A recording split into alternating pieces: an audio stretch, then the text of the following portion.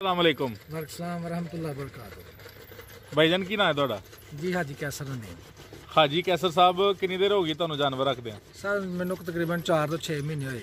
4 ਤੋਂ 6 ਮਹੀਨੇ ਦਾ मतलब बिल्कुल नया ਤੁਸੀਂ ਡੇਰੀ ਫਾਰਮ ਪਾਇਆ? जी बिल्कुल जी। पहले की करदे सो? पहले जनाब सऊदीया। सऊदीया तू क्यों वापस आए और आगे डेरी फार्म क्यों खोलिया? सर उत्थे हालात बहुत ज़्यादा खराब सन, जिहदी वजह नाल मैं इस चीज़ नूं तरजीह दित्ती कि चलो जेहड़ा ना बच्चों का रिज़क जेहड़ा ना अपने मुल्क च रह के कमाया जाए। ਇਹਦਾ मतलब ਇਹ ਕਿ ਤੁਹਾਨੂੰ ਵਤਨ ਜਿਹੜਾ ਵੀ ਖਿੱਚ ਕੇ ਲਾਇਆ ਵਾਪਸ? जी बिल्कुल इंजी गल है जी। ਹੁਣ ਡੇਰੀ ਫਾਰਮ ਜਾਂ ਮੱਝਾਂ ਰੱਖਣ ਤੋਂ ਪਹਿਲੇ ਤੁਸੀਂ ਕੋਈ ਰਿਸਰਚ ਕੀਤੀ? सर रिसर्च करके तो फिर ये काम शुरू किया जी। ਜ਼ਿੰਦਾਬਾਦ जी ਯਾਨੀ ਤੁਸੀਂ ਪਹਿਲੇ ਦੀ ਮੁਕੰਮਲ ਜਾਣਕਾਰੀ ਹਾਸਲ ਕੀਤੀ ਹੈ ਫਿਰ ਇਸ ਕੰਮ ਨੂੰ ਸ਼ੁਰੂ ਕੀਤਾ? जी सर। 4-5 ਮਹੀਨੇ ਚ ਤੁਸੀਂ ਹਲੇ ਤੱਕ ਕੀ ਕੁਝ ਤੁਹਾਡੀ ਪ੍ਰੋਗਰੈਸ ਹੈ? सर हजे तक तो कोई प्रोग्रेस नहीं है। कोई डंगर खांगड़े ने, कुछ 2-4 सूए ने ताजे विच, कोई 2-3 झोटियां सूण वालियां ने। ते ਇਹ ਵੇਖੋ ਕੁਝ ਵਾਲਾ ਨਾ ਕੋਈ 20 ਤੋਂ 30 ਕਿਲੋ ਦੁੱਧ ਚਲਾ ਜਾਂਦਾ, ਸੇਲ ਕਰ ਛੱਡਨੇ ਅਸੀਂ ਤੇ ਬਾਕੀ ਜਿਹੜਾ ਕੋਈ 10 ਕਿਲੋ ਘਰ ਤੁਰ ਜਾਂਦਾ। ਤੇ ਇਹ ਵੇ ਕਿ ਅਲਹਮਦੁਲਿਲਾ ਸੋਹਣਾ ਗੁਜ਼ਰਗਜ਼ਾਰਾ ਹੋ ਰਿਹਾ, ਸ਼ੁਕਰ ਅਲਹਮਦੁਲਿਲਾ। अच्छा सर, तुसी जिक्र किया कि तुसी माशाअल्लाह सर्च की काम शुरू करन तो पहले जी, ते तुसी सर्च दे विच की हासिल किया, की तुहाडी फाइंडिंग्स ने दोस्तां नाल शेयर करो ताकि मजीद अगर कोई दोस्त इस काम च आना चाहे तो तुहाडी तहकीकात तो फायदा उठा सके कि किस स्कीम नाल कारोबार शुरू करना चाहिए। सर ये स्कीम अगर तो जमीन अपनी होए ਤੇ ਕੋਈ ਬੰਦਾ ਉਕਾੜਾ ਸਾਈਡ ਤੇ ਆਪਣਾ ਲੁੱਡਣ ਸਾਈਡ ਤੇ ਚਲਾ ਜਾਏ, ਉੱਥੋਂ ਕੋਈ ਝੋਟੀਆਂ ਵਗੈਰਾ ਲਿਆਏ, ਉਹਨਾਂ ਦੇ ਵਿੱਚ ਕੋਈ 2-3 ਝੋਟੇ ਛੱਡੇ, ਉਹ ਝੋਟੀਆਂ ਗੱਭਣ ਹੋਣ, ਉਹ ਘਰ ਦੀਆਂ ਮੱਝਾਂ ਬਣਨ, ਫੇਰ ਹੀ ਫਾਇਦਾ ਹੈ। ਅਗਰ ਤੁਹਾਡੀ ਆਪਣੀ ਕੋਈ ਜ਼ਾਤੀ ਜ਼ਮੀਨ ਨਹੀਂ ਹੈ, ਕੋਈ ਜ਼ਾਤੀ ਹੋਰ ਚੀਜ਼ ਨਹੀਂ, ਤੇ ਉਹਦੇ ਵਿੱਚ ਜੋ ਵੀ ਤੁਸੀਂ ਆਪਣਾ ਫਰਜ਼ ਕਰੋ ਇੱਕ ਤੁਸੀਂ ਲੱਖ ਰੁਪਏ ਦਾ ਸਟਾਲਾ ਲੈਂਦੇ ਹੋ, ਇੱਕ ਸਟਾਲਾ ਇੱਕ ਐਜ਼ ਏ ਲੇਕਿਨ ਉਹ ਤੁਸੀਂ ਲੱਖ ਰੁਪਏ ਦੇ ਪੱਠੇ ਅਗਰ ਡੰਗਰਾਂ ਨੂੰ ਪਾ ਛੱਡਣੇ ਨੇ, ਵੰਡਾ ਪਾ ਛੱਡਣਾ ਹੈ, ਤੁਹਾਨੂੰ ਕੀ ਬਚੇਗਾ? समझ गए? अगर जमीन थोड़ी अपनी होए तो फिर ही इस काम का मजा है जी। चलो घर दे पट्ठे होण, चलो ऐ कि घर सोना रोजगार बंदे दा बन जांदा। यानी तुहाडे कहने का मतलब है तुहाडी फाइंडिंग्स ऐ ने अपनी जमीन होए जी, डेरा बना के झोटियां लुडन वाली साइड तो लैके बंदा है विच झोटे छड्डे, वो झोटियां मज्जां बनन ते फिर फायदा है। जी बिल्कुल बिल्कुल। डायरेक्ट ताजियां मज्जां लैके काम शुरू करन च इन्ना फायदा नहीं, वो नुकसान है जी, नुकसान है। वो किस तरीके नाल नुकसान? सारो नुकसान इस तरह है कि अगर फर्ज करो एक मई है, वो फॉर एग्जांपल मैं तुहानू देना वा, वो 2 ਤੋਂ 4 ਮਹੀਨੇ ਦੁੱਧ ਜ਼ਿਆਦਾ ਦੇਗੀ, ਅੱਛਾ ਦੇਗੀ, ਪੈਦਾਵਾਰ ਅੱਛੀ ਕੱਢੇਗੀ। 2 ਤੋਂ 4 ਮਹੀਨੇ ਤੋਂ ਬਾਅਦ ਉਹ ਦੁੱਧ ਘਟਾਣਾ ਸ਼ੁਰੂ ਕਰ ਦੇਗੀ। ਠੀਕ ਹੈ, ਘਟਣਾ ਸ਼ੁਰੂ ਹੋ ਜਾਏਗਾ, ਘਟਦਾ ਜ਼ਾਰੀ ਗੱਲ ਏ ਉਹਨੇ ਨਵੇਂ ਦੁੱਧ ਵੀ ਹੋਣਾ। ਜਦੋਂ ਨਵੇਂ ਦੁੱਧ ਹੋ ਗਈ, ਸਮਝੋ ਤੁਹਾਡੇ ਕੰਮ ਤੋਂ ਗਈ। ਉਹ ਫਾਰ ਐਗਜ਼ਾਮਪਲ ਤੁਸੀਂ 2.5 ਲੱਖ ਦੀ ਲੈਂਦੇ ਹੋ ਤੇ ਉਹ ਰਹਿ ਜਾਏਗੀ ਤੁਹਾਡੀ 160 ਦੀ, 130 ਦੀ, 125 ਦੀ। ਉਹਦੇ ਵਿੱਚ ਵੇਖੋ ਕਿੰਨਾ ਲਾਸ ਹੈ। ਅੱਛਾ, ਹਾਂ, ਇਹ ਚੀਜ਼ ਨੂੰ ਮੱਦੇਨਜ਼ਰ ਰੱਖਦੇ ਆ। ਅਗਰ ਉਧਰੋਂ ਝੋਟੀਆਂ ਲਿਆਈਆਂ ਜਾਣ, ਉਧਰੋਂ ਮਿਲੇਗੀ 70 ਦੀ, 80 ਦੀ, 85 ਦੀ ਸੋਹਣੀ ਝੋਟੀ ਮਿਲ ਜਾਏਗੀ। ਉਹ ਲਿਆ ਕੇ ਇੱਧਰ ਜਿਹੜਾ ਨਾ ਉਹਦੇ ਵਿੱਚ ਝੋਟੇ ਛੱਡੇ ਜਾਣ, ਹਾਂਜੀ, ਉਹ ਜਨਾਬ ਗੱਭਣ ਹੋ ਜੇ, ਉਹ ਤੁਹਾਨੂੰ ਮਜ਼ੀਦ ਜ਼ਿਆਦਾ ਫਾਇਦਾ ਦੇਗੀ। ਇੱਕ ਦੂਸਰੇ ਨੰਬਰ ਤੇ ਘਰ ਦੀਆਂ ਮਈਆਂ ਬਣ ਜਾਣਗੀਆਂ। ठीक है। तो कुछ दोस्त कहते हैं कि बजाय ऐसे बंदा ताजियां रखे, कुछ ताजियां रख ले और कुछ खांगड़ियां रख ले ताकि विच झोटे छड़ियां वो खांगड़ियां मज्जां बन जान और डेली बेसिस ते पैसे भी आउंदे रहन। झोटियां ने तो हर कुछ टाइम लैके फिर ही पैसे देने। सारी गल है जी, वो भी ठीक है। अगर तुहानू किसी दोस्त ने राय दी है तो वो भी मेरे हिसाब नाल बहुत बेस्ट है जी। अथी तुहाडे को कंपेयर ऐसा नहीं ठीक है जी, वो भी ठीक है। वो जिस दोस्त ने के गल कही है ठीक है जी, बेस्ट है जी। ਅੱਛਾ, ਤੁਸੀਂ ਕਿੰਨੀਆਂ ਡੰਗਰਾਂ ਤੋਂ ਕੰਮ ਸ਼ੁਰੂ ਕੀਤਾ? ਸਰ ਅਸਾਂ ਡੰਗਰਾਂ ਤੋਂ 6-7 ਤੋਂ ਸ਼ੁਰੂ ਕੀਤਾ ਹੈ। ਕਿਹੜੀਆਂ ਮੱਝਾਂ ਲਿਆਂਦੀਆਂ ਜੀ? ਮੱਝਾਂ ਜਨਾਬ ਇੱਥੋਂ ਏਰੀਆ 'ਚੋਂ ਫੇਟਰ ਕੇ ਲਈਆਂ ਜੀ, ਤੇ ਕੋਈ 2 ਕੋ ਕਾੜਾ ਸਾਈਡ ਤੋਂ ਲਿਆਂਦੀਆਂ ਜੀ। ਨਸਲਾਂ ਦੱਸ ਸਕਦੇ ਹੋ? ਇਹ ਨਸਲਾਂ ਨੇ ਜੀ ਲੋਕਲ ਹੀ ਨੇ ਸਾਡੇ ਕੋਲ, ਯਾਨੀ ਦੇਸੀ ਮੱਝਾਂ ਨੇ ਸਾਰੀਆਂ? ਦੇਸੀ ਮੱਝਾਂ ਲਾ ਲਓ, ਰਲੀਆਂ ਮਿਲੀਆਂ। ਠੀਕ ਹੈ। ਹੁਣ ਇਹ ਦੱਸੋ ਕਿ ਇਹ ਜਿਹੜੇ ਮੱਝਾਂ ਤੁਹਾਂ ਲਈਆਂ ਨੇ, ਇਹ ਦੁੱਧ ਦੇਣ ਵਾਲੀਆਂ ਲਹਿਰੀਆਂ ਲਈਆਂ ਨੇ? ਇਹ ਆਪਣਾ ਕੁਝ ਖਾਂਗੜੀਆਂ ਨੇ ਇਹਨਾਂ 'ਚ। ਇਹ ਟੋਟਲ ਨੇ ਸਾਡੇ ਕੋਲ 12 ਡੰਗਰ। 12 ਡੰਗਰਾਂ ਦੇ ਵਿੱਚ ਜਿਹੜਾ ਨਾ 2 ਤੋਂ 3 ਝੋਟੀਆਂ ਤਾਜ਼ੀਆਂ ਨੇ, ਬਾਕੀ ਖਾਂਗੜੀਆਂ ਨੇ। ਸਹੀ ਹੈ ਜੀ। ਯਾਨੀ ਇਸ ਟਾਈਮ ਤੁਹਾਡੇ ਕੋਲ 2 ਤੋਂ 3 ਝੋਟੀਆਂ ਜਿਹੜੀਆਂ ਦੁੱਧ ਦੇ ਰਹੀਆਂ ਨੇ? ਜੀ, ਦੁੱਧ ਦੇ ਰਹੀਆਂ। ਉਹਨਾਂ ਦਾ ਕਿੰਨਾ ਦੁੱਧ ਹੋ ਜਾਂਦਾ ਡੇਲੀ ਬੇਸ ਤੇ? ਉਹਦਾ ਕੋਈ ਤਕਰੀਬਨ 20 ਤੋਂ 25 ਕਿਲੋ ਦੁੱਧ ਹੋ ਜਾਂਦਾ ਜੀ। ਸਹੀ ਹੋ ਗਿਆ। ਤੁਸੀਂ ਮਾਸ਼ਾਅੱਲਾ ਕਿਹਾ ਕਿ ਅਸੀਂ ਨਵਾਂ ਫਾਰਮ ਸ਼ੁਰੂ ਕੀਤਾ ਹੈ। ਬਹੁਤ ਸਾਰੇ ਲੋਕ ਸਾਡੀ ਵੀਡੀਓਜ਼ ਵੇਖ ਕੇ ਨਵੇਂ ਫਾਰਮ ਸ਼ੁਰੂ ਕਰਦੇ ਨੇ। ਤੁਸੀਂ ਕਿਹੜੇ ਰਿਸੋਰਸਿਸ ਤੋਂ ਇਨਫੋਰਮੇਸ਼ਨ ਲਈ, ਯਾਨੀ ਇੰਟਰਨੈਟ ਤੋਂ ਲਈ ਜਾਂ ਬਜ਼ੁਰਗਾਂ ਨੂੰ ਪੁੱਛਿਆ? ਕਿੱਥੋਂ ਤੁਸੀਂ ਮਾਲੂਮਾਤ ਇਕੱਠੀ ਕੀਤੀ? ਸਰ ਇਹ ਆਪਣੇ ਪਿੰਡ ਦੇ ਬਜ਼ੁਰਗਾਂ ਨੂੰ ਪੁੱਛਿਆ ਜੀ, ਹਾਂਜੀ, ਜਿਹੜੇ ਕੋ ਸਾਡੇ ਕੋ ਦਾਦੇ ਦੀ ਉਮਰ ਦੇ ਨੇ ਉਹਨਾਂ ਨੂੰ ਪੁੱਛਿਆ, ਕੋ ਸਾਡੇ ਬਾਪ ਦੀ ਵਾਲਦ ਦੀ ਉਮਰ ਦੇ ਨੇ ਉਹਨਾਂ ਨੂੰ ਪੁੱਛਿਆ। ਉਹਨਾਂ ਨੇ ਕਿਹਾ ਕਿ ਪੁੱਤਰ ਅਗਰ ਫਰਜ਼ ਕਰੋ ਬਗਾਨੇ ਦੇਸ਼ ਨੂੰ ਛੱਡ ਕੇ ਆਏ ਹੋ ਤੇ ਚੁੱਪ ਕਰਕੇ ਆ ਕੰਮ ਸ਼ੁਰੂ ਕਰ ਲਓ। ਇੱਕ ਤੇ ਦੂਸਰੇ ਨੰਬਰ ਤੇ ਬੰਦੇ ਦੀ ਫਿਟਨੈਸ ਰਹਿੰਦੀ ਹੈ। ਹਾਂਜੀ, ਬੰਦਾ ਪੱਠੇ ਛੱਟੇ ਪਾਉਂਦਾ ਹੈ, ਬੰਦੇ ਦੀ ਆਪਣੀ ਫਿਟਨੈਸ ਰਹਿੰਦੀ ਹੈ। ਦੂਸਰੇ ਨੰਬਰ ਤੇ ਘਰ ਆਪਣਾ ਜੀ ਖਾਲਸ ਦੁੱਧ ਪੀਣ ਨੂੰ ਮਿਲ ਜਾਂਦਾ ਹੈ ਤੇ ਜਿਹੜਾ ਨਾ ਰੋਜ਼ਗਾਰ ਦਾ ਮੇਰਾ ਕਹਿਣ ਦਾ ਮਤਲਬ ਹੈ ਕਿ ਘਰ ਬਿਹਤਰੀਨ ਤੁਰ ਪੈਂਦਾ ਹੈ। ਸਹੀ ਹੋ ਗਿਆ। ਅੱਛਾ, ਤੁਸੀਂ ਇੱਕ ਬੰਦੇ ਦੇ ਮਸ਼ਵਰੇ ਤੇ ਚੱਲੇ ਜਾਂ ਮੁਖਤਲਿਫ ਲੋਕਾਂ ਦੇ ਮੁਖਤਲਿਫ ਰਾਏ ਲਈ? ਨਹੀਂ ਸਰ, ਕੋਈ 3 ਤੋਂ 4 ਬੰਦਿਆਂ ਦੀ ਰਾਏ ਲਈ। ਸਾਰਿਆਂ ਬੰਦਿਆਂ ਨੇ ਇਹੀ ਆਪਣਾ ਰਾਏ ਦਿੱਤੀ ਕਿ ਇਹ ਕੰਮ ਬੈਸਟ ਹੈ। ਲੇਕਿਨ ਅਸੀਂ ਇਨਸ਼ਾਅੱਲਾ ਤਾਲਾ ਮਜ਼ੀਦ ਇਹਨੂੰ ਵਧਾਵਾਂਗੇ ਆਉਣ ਵਾਲੇ ਵਕਤ ਦੇ ਵਿੱਚ ਜੀ ਇਨਸ਼ਾਅੱਲਾ ਤਾਲਾ। ਕਿਉਂਕਿ ਕੋ ਅੱਲਾਹ ਤਾਲਾ ਕੋ ਸਾਡੀ ਬਾਹ ਫੜੇਗਾ ਕਿਸੇ ਪਾਸੇ। ਅੱਜ ਕੱਲ੍ਹ ਤੁਹਾਨੂੰ ਪਤਾ ਹੈ ਜ਼ਿਮੀਂਦਾਰਾਂ ਨੂੰ ਬਹੁਤ ਨੁਕਸਾਨ ਹੋਇਆ।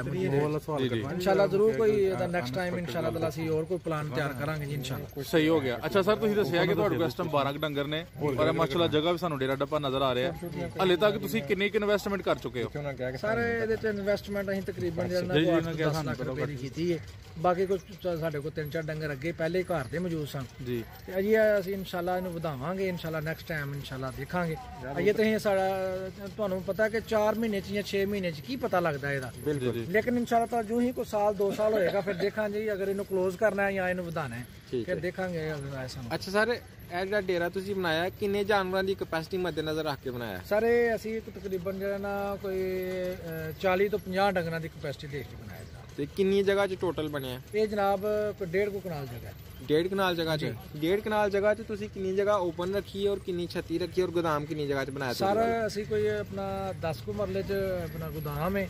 ਠੀਕ ਹੈ। 10 ਕੁ ਮਰਲੇ 'ਚ ਡੰਗਰਾਂ ਲਈ ਬਰਾਂਡਾ ਹੈ। ਠੀਕ ਹੈ। ਤੇ ਬਾਕੀ ਦੇਖ ਲਓ, ਬਾਕੀ ਜਗ੍ਹਾ ਅਸੀਂ ਓਪਨ ਖੁੱਲੀ ਛੱਡੀ। ਤੇ ਖੁਰਲੀ ਜਿਹੜੀ ਓਪਨ ਏਰੀਆ 'ਚ ਉਹ ਕਿੰਨੀ ਲੰਬੀ ਹੋਏ ਤੇ ਕਿੰਨੇ ਜਾਨਵਰਾਂ ਵਾਸਤੇ ਕਾਫੀ ਹੁੰਦੀ ਹੈ? ਸਰ ਖੁਰਲੀ ਜਿਹੜੀ ਓਪਨ ਹੈ ਉਹ ਤਕਰੀਬਨ ਅਗਰ 20 ਤੋਂ 22 ਫੁੱਟ ਹੋਏ ਉਹਦੇ ਵਿੱਚ ਜਿਹੜਾ ਨਾ ਯਕਦਮ ਜਿਹੜਾ ਨਾ 20 ਤੋਂ 22 ਡੰਗਰ ਬਸ ਯਾਨੀ 1 ਫੁੱਟ ਜਿਹੜਾ ਜਾਨਵਰ ਜੀ ਆਸਾਨੀ ਨਾਲ ਆ ਜਾਂਦਾ। ਠੀਕ ਹੈ।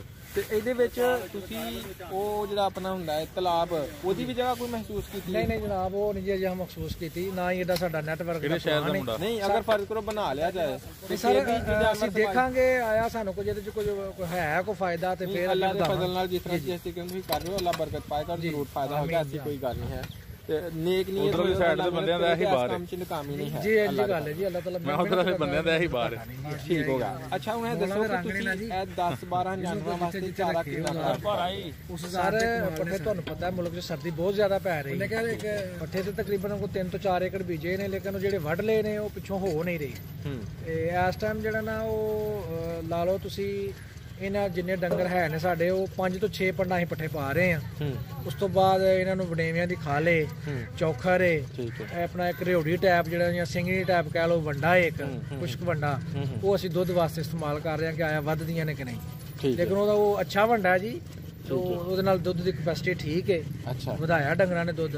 ਕੋ ਮਜ਼ੀਦ ਆਉਣ ਵਾਲੇ ਵਕਤ ਚ ਇਨਸ਼ਾਅੱਲਾ ਤਾਲਾ ਵਧੇਗਾ ਜੀ, ਜੋ ਹੀ ਸਟਾਲੇ ਜ਼ਿਆਦਾ ਹੋਣਗੇ ਤੇ ਦੁੱਧ ਵੀ ਇਨਸ਼ਾਅੱਲਾ ਤਾਲਾ ਜ਼ਿਆਦਾ ਹੋਏਗਾ। ਅੱਛਾ, ਕੁਝ ਲੋਕ ਕਹਿੰਦੇ ਨੇ ਕਿ ਅਗਰ ਤੁਸੀਂ ਵੰਡਾ ਬਾਜ਼ਾਰੀ ਵੰਡਾ ਪਾਉਂਦੇ ਹੋ ਤਾਂ ਤੁਹਾਨੂੰ ਉਹਦੇ ਨਾਲ ਜਾਨਵਰ ਦੀ ਪਾਣੀ ਦੀ ਬਹੁਤ ਜ਼ਿਆਦਾ ਕੇਅਰ ਕਰਨੀ ਪੈਂਦੀ ਹੈ, ਉਹਨੂੰ ਪਾਣੀ ਦਾ ਕਸਾ ਨਹੀਂ ਲੱਗਣਾ ਚਾਹੀਦਾ ਵਰਨਾ ਜਾਨਵਰ ਖਰਾਬ ਹੋ ਜਾਂਦਾ। ਜੀ ਬਿਲਕੁਲ। ਇਹਦੇ ਬਾਰੇ ਤੁਸੀਂ ਕੀ ਕਹਿੰਦੇ ਹੋ? ਸਰ ਮੈਂ ਇਹ ਗੱਲ ਕਹਿਣਾ ਵਾ ਕਿ ਅਗਰ ਕੋਈ ਵੀ ਚੀਜ਼ ਰੱਖਣੀ ਹੈ ਨਾ ਤਾਂ ਉਹਨੂੰ ਆਪਣੇ ਨਾਲੋਂ ਅਜ਼ੀਜ਼ ਜਾਨੋ। ਠੀਕ ਹੈ, ਠੀਕ ਹੈ ਜੀ। ਅਗਰ ਤੁਸੀਂ ਆਪਣੇ ਵਾਸਤੇ ਖੁਰਾਕ ਦਾ ਪਾਣੀ ਦਾ ਜਿਸ ਤਰ੍ਹਾਂ ਆਪਣੇ ਜਿਸਮ ਵਿੱਚ ਧਿਆਨ ਰੱਖਦੇ ਹੋ ਉਹਦੇ ਨਾਲੋਂ ਜ਼ਿਆਦਾ ਡੰਗਰ ਦਾ ਰੱਖੋਗੇ ਤੇ ਡੰਗਰ ਰਹੇਗਾ। ਠੀਕ ਹੈ। ਇੱਕ ਚੀਜ਼। ਦੂਸਰੀ ਚੀਜ਼ ਕੁਝ ਬੰਦੇ ਹੁੰਦੇ ਨੇ ਉਹ ਡੰਗਰਾਂ ਨੂੰ ਬਸ ਲਾਪਰਵਾਹੀ ਨਾਲ ਇਸਤੇਮਾਲ ਕਰਦੇ ਨੇ। ਡੰਗਰ ਨੂੰ ਡੰਗਰ ਨਹੀਂ ਸਮਝਣਾ ਚਾਹੀਦਾ, ਉਹਦੇ ਨਾਲ ਡੰਗਰ ਬਣੋਗੇ ਤੇ ਉਹ ਡੰਗਰ ਬਣੇਗਾ। ਉਹਦੇ ਨਾਲ ਅਗਰ ਤੁਸੀਂ ਡੰਗਰ ਨਹੀਂ ਬਣੋਗੇ, ਮਿਹਨਤ ਨਹੀਂ ਕਰੋਗੇ, ਤੁਹਾਨੂੰ ਕੁਝ ਨਹੀਂ ਦੇਗਾ ਡੰਗਰ। ਯਾਨੀ ਤੁਹਾਡਾ ਖੁਦ ਕੰਮ ਕਰਨਾ ਨਾਲ ਜ਼ਰੂਰੀ ਹੈ। ਜੀ ਜੀ ਬਿਲਕੁਲ। ਤੁਸੀਂ ਆਪਣੇ ਜਾਨਵਰਾਂ ਨੂੰ ਕਿੰਨੀ ਦਫਾ ਪਾਣੀ ਪਿਲਾ ਰਹੇ ਹੋ ਅੱਜਕੱਲ ਸਰਦੀਆਂ 'ਚ? ਸਰ ਸਰਦੀਆਂ 'ਚ ਅਸੀਂ ਇਹਨਾਂ ਨੂੰ ਆਪਣਾ 2 ਤੋਂ 3 ਦਫਾ ਪਾਣੀ ਪਿਆ ਰਹੇ ਹਾਂ। 2-3 ਦਫਾ ਕਾਫੀ ਹੈ? 2-3 ਦਫਾ ਜੀ।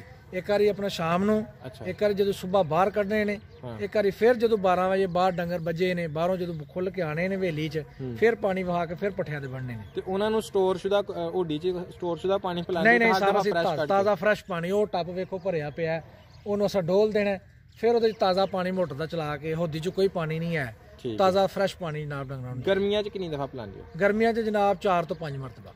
ਮਾਸ਼ਾਅੱਲਾ ਸਰ, ਤੁਹਾਡੀ ਬੜੀ ਲਰਨਿੰਗ ਹੈ, ਲੇਕਿਨ ਮੈਂ ਇੱਥੇ ਆਪਣੀ ਤਰਫੋਂ ਇੱਕ ਰਿਕੁਐਸਟ ਐਡ ਕਰਨਾ ਚਾਹਾਂਗਾ ਕਿ ਜੀ ਅਗਰ ਬਾਜ਼ਾਰੀ ਫੰਡਾ ਪਾਉਂਦੇ ਹੋ ਤਾਂ ਜਾਨਵਰਾਂ ਨੂੰ ਖੁੱਲਾ ਛੱਡ ਕੇ ਉਹਨਾਂ ਕੋਲ ਪਾਣੀ 24 ਘੰਟੇ ਅਵੇਲੇਬਲ ਕਰਾਓ, ਵਰਨਾ ਇਹਦੇ 'ਚ ਬੜੇ ਸਾਰੇ ਹਾਦਸਾਤ ਮੈਂ ਦੇਖੇ ਨੇ। ਕੁਝ ਜਾਨਵਰ ਹੀਟ ਅਪ ਹੋ ਕੇ ਉਹਨਾਂ ਦਾ ਹੀਟ ਸਿਸਟਮ ਮੁਤਾਸਰ ਹੋ ਜਾਂਦਾ ਹੈ ਔਰ ਉਹ ਖਲੋਂਦੇ ਨਹੀਂ ਸਹੀ ਔਰ ਬੰਦਿਆਂ ਨੂੰ ਨੁਕਸਾਨ ਹੋ ਜਾਂਦਾ ਹੈ। ਜਾਂ ਫਿਰ ਉਹ ਕਰੋ, ਨਹੀਂ ਤੇ ਫਿਰ ਉਹਨਾਂ ਨੂੰ ਬਾਜ਼ਾਰੀ ਵੰਡੇ ਜਗ੍ਹਾ ਤੇ ਦੇਸੀ ਵੰਡਾ ਖੁਦ ਬਣਾ ਕੇ ਖਿਲਾਓ। ਜਨਾਬ ਅਸੀਂ ਤੁਹਾਡੀ ਰਾਏ ਤੇ ਜ਼ਰੂਰ ਆਪਣਾ ਅਮਲ ਕਰਾਂਗੇ।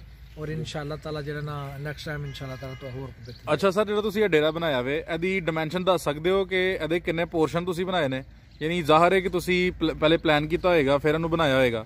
ਇਹਦੇ ਪਾਰਟਸ, ਇਹਦੇ ਪੋਰਸ਼ਨ ਦੱਸੋ ਕਿ ਕਿਸ ਤਰ੍ਹਾਂ ਤੁਸੀਂ ਵੰਡ ਕੀਤੀ? ਐਜ਼ ਇਹ ਪਲਾਨ ਪਲੂਨ ਕੋਈ ਨਹੀਂ ਸਰ, ਬਸ ਐਵੇਂ ਹੀ ਬਜ਼ੁਰਗਾਂ ਦੇ ਮਸ਼ਵਰੇ ਨਾਲ ਥੋੜਾ ਜਿਹਾ ਤੁਸੀਂ ਦੇਖਦੇ ਹੋ ਪਏ ਇੱਕ ਸਟੋਰ ਹੈ, ਇੱਕ ਉੱਪਰ ਆਪਣਾ ਬੈਠਕ ਬਹਿਣ ਖਲੋਣ ਵਾਸਤੇ, ਇੱਕ ਵੰਡੇ ਵਾਸਤੇ ਕਮਰਾ ਹੈ, ਵਿੱਚ ਆਪਣਾ ਡੰਗਰਾਂ ਦਾ ਬਰਾਂਡਾ ਹੈ। ਠੀਕ ਹੈ ਜੀ, ਇਹ ਤਕਰੀਬਨ ਕੋਈ ਆਈਡੀਆ ਊਡੀਆ ਨਹੀਂ ਜੀ, ਬਸ ਅੰਦਾਜ਼ੇ ਨਾਲ ਸਭ ਬਣਾ ਬਣੂ ਲਿਆ। ਸਹੀ ਹੈ। ਤੇ ਨੈਕਸਟ ਟਾਈਮ ਦੇਖਾਂਗੇ ਜੀ ਇਨਸ਼ਾਅੱਲਾ। ਅਜੇ ਤੇ ਬਸ ਆਰਜੀ ਤੌਰ ਤੇ ਅਸੀਂ ਕੰਮ ਸ਼ੁਰੂ ਕੀਤਾ ਹੈ। ਅੱਗੇ ਨੈਕਸਟ ਟਾਈਮ ਦੇਖੋ ਜੀ ਕੀ ਸਾਨੂੰ ਇਹਦੇ ਚ ਇਨਫੋਰਮੇਸ਼ਨ ਮਿਲਦੀ ਹੈ ਜਾਂ ਕੀ ਅੱਗੋਂ ਸਾਡਾ ਨੈਕਸਟ ਪਲਾਨ ਬਣਦਾ ਹੈ। ਆਇਆ ਇਹਨੂੰ ਕੋਈ ਸਾਲ 2 ਸਾਲ ਬਾਅਦ ਅਸੀਂ ਸਟਾਪ ਕਰਾਂਗੇ ਜਾਂ ਇਹਨੂੰ ਵਧਾਵਾਂਗੇ ਇਨਸ਼ਾਅੱਲਾ ਤਾਲਾ, ਜੋ ਅੱਗੋਂ ਮਾਲਕ ਨੂੰ ਮਨਜ਼ੂਰ ਹੈ। ਸਰ ਤੁਹਾਡਾ ਮਹਦੂਦ ਤਜਰਬਾ ਹੈ ਲੇਕਿਨ ਮੁਫੀਦ ਤਜਰਬਾ ਹੈ ਜੀ। ਕੀ ਮਹਿਸੂਸ ਕਰਦੇ ਹੋ ਕਿ ਜਿਹੜਾ ਨਵਾਂ ਬੰਦਾ ਇਸ ਕਾਰੋਬਾਰ ਵਿੱਚ ਆਏ ਉਹਦੇ ਕੋਲ ਕਿੰਨੀ ਇਨਵੈਸਟਮੈਂਟ ਹੋਣੀ ਚਾਹੀਦੀ? ਕਿਉਂਕਿ ਅਕਸਰ ਹੀ ਲੋਕਾਂ ਨੂੰ ਮਸ਼ਵਰੇ ਦਿੰਦੇ ਆ ਕਾਰੋਬਾਰੀ ਕਿ ਉਹ ਇਹ ਕਾਰੋਬਾਰ ਕਰਨ। ਤੁਹਾਡੀ ਨਜ਼ਰ 'ਚ ਕਮ ਸੇ ਕਮ ਕਿੰਨਾ ਕੁ ਮਾਲ ਹੋਏ ਤਾਂ ਬੰਦਾ ਕੰਮ ਸ਼ੁਰੂ ਕਰ ਸਕਦਾ? ਸਰ ਮੈਂ ਪਹਿਲਾਂ ਤੁਹਾਨੂੰ ਦੱਸਿਆ ਕਿ ਜ਼ਾਤੀ ਹਰ ਚੀਜ਼ ਹੋਣੀ ਚਾਹੀਦੀ। ਉਸ ਤੋਂ ਬਾਅਦ ਅਗਰ ਤੁਸੀਂ ਇਨਵੈਸਟਮੈਂਟ ਦੀ ਗੱਲ ਕਰਦੇ ਹੋ ਨਾ ਤੇ ਮੁਲਕੀ ਹਾਲਾਤਾਂ ਦਾ ਤੁਹਾਨੂੰ ਪਤਾ ਹੀ ਹੈ ਜੀ। ਤੇ ਦੂਸਰੇ ਨੰਬਰ ਤੇ ਇਹਦੇ 'ਚ ਜਿੰਨੀ ਵੀ ਇਨਵੈਸਟਮੈਂਟ ਕਰ ਲਓ ਜੀ ਉਨੀ ਹੀ ਘੱਟ ਹੈ। ਜਿੰਨੀ ਵੀ ਇਨਵੈਸਟਮੈਂਟ ਤੁਸੀਂ ਕਰ ਸਕਦੇ ਹੋ ਉਨੀ ਘੱਟ ਹੈ। ਕਮ ਸੇ ਕਮ ਦੱਸੋ। ਹੁਣ ਦੇਖੋ ਨਾ, ਇੱਕ ਉਤਲੀ ਸਾਈਡ ਤੇ ਤੁਰ ਜਾਓ, ਕਾੜਾ, ਸਾਈਵਾਲ, ਲੁੱਡਣ, ਨੀਲੀ ਸਾਈਡ ਤੇ ਤੁਸੀਂ ਤੁਰ ਜਾਂਦੇ ਹੋ, ਉਹ ਤੋਂ ਤੁਹਾਨੂੰ ਆਪਣਾ 2.5 ਤੋਂ 3 ਲੱਖ ਰੁਪਏ ਤੋਂ ਕੋਈ ਵੀ ਮਹੀਂ ਥੱਲੇ ਨਹੀਂ ਮਿਲੇਗੀ। ਠੀਕ ਹੈ ਜੀ। ਉਹਦੇ ਵਿੱਚ ਤੁਸੀਂ ਇੱਕ ਮਹੀਂ ਦੀ ਤੁਸੀਂ ਇੰਨੀ ਕੀਮਤ ਲਾ ਲਓ। ਅਗਰ ਫਰਜ਼ ਕਰੋ ਤੁਸੀਂ ਫਾਰ ਐਗਜ਼ਾਮਪਲ ਤੁਸੀਂ 10 ਡੰਗਰ ਲੈਂਦੇ ਹੋ, ਹਾਂਜੀ, ਤਾਂ ਐਟ ਅ ਟਾਈਮ ਤੁਹਾਡੇ ਕੋਲ 30 ਲੱਖ ਰੁਪਏ ਹੋਣਾ ਚਾਹੀਦਾ ਹੈ। ਲੇਕਿਨ 30 ਲੱਖ ਰੁਪਏ ਨੂੰ ਤੁਸੀਂ ਲੈ ਕੇ ਕੀ ਕਰੋਗੇ? ਉਹਦੇ ਨਾਲ ਮਜ਼ੀਦ ਤੁਹਾਡੇ ਕੋਲ ਰੁਪਈਆ 10 ਲੱਖ ਹੋਣਾ ਚਾਹੀਦਾ। ਉਹਨਾਂ ਦਾ ਵੰਡਾ, ਉਹਨਾਂ ਦਾ ਚਾਰਾ, ਹਰ ਚੀਜ਼ ਨੂੰ ਆਪਣਾ ਪੂਰਾ ਕਰਨ ਵਾਸਤੇ ਕਮ ਸੇ ਕਮ ਜੀ 30 ਤੋਂ 40 ਲੱਖ ਰੁਪਏ ਬੰਦੇ ਕੋਲ ਹੋਣਾ ਚਾਹੀਦਾ। ਹੁਣ ਤੁਸੀਂ ਕੰਮ ਮੁਲਾਜ਼ਮੀ ਨਾਲ ਚਲਾ ਰਹੇ ਹੋ ਜਾਂ ਆਪੇ ਵੀ ਕਰ ਰਹੇ ਹੋ? ਨਹੀਂ ਸਰ, ਆਪੇ ਵੀ ਕਰ ਰਹੇ ਹਾਂ। ਅਸੀਂ ਇੱਕ ਮੁਲਾਜ਼ਮ ਰੱਖਿਆ, ਬਾਕੀ ਅਸੀਂ 2 ਬੰਦੇ ਆਪੇ ਕੰਮ ਕਰ ਰਹੇ ਹਾਂ। ਬਹੁਤ ਸ਼ੁਕਰੀਆ ਸਰ। ਕੋਈ ਅਹਿਮ ਗੱਲ ਜਿਹੜੀ ਸਾਡੇ ਨਾਲ ਸ਼ੇਅਰ ਕਰਨਾ ਚਾਹੋ? ਇਹ ਸਾਰਾ ਜਿਹੜਾ ਤੁਹਾਡਾ ਐਕਸਪੀਰੀਅੰਸ ਹੈ, ਕੋਈ ਐਸੀ ਚੀਜ਼ ਜਿਹੜੀ ਤੁਸੀਂ ਬਿਲਕੁਲ ਨਵੀਂ ਵੇਖੀ ਹੋਏ ਜਾਂ ਅਨਐਕਸਪੈਕਟਡ ਗੈਰ ਮੁਤਵੱਕੇ ਵੇਖੀ ਹੋਏ ਜਾਂ ਸਾਡੇ ਨਾਲ ਸ਼ੇਅਰ ਕਰਨਾ ਚਾਹੋ?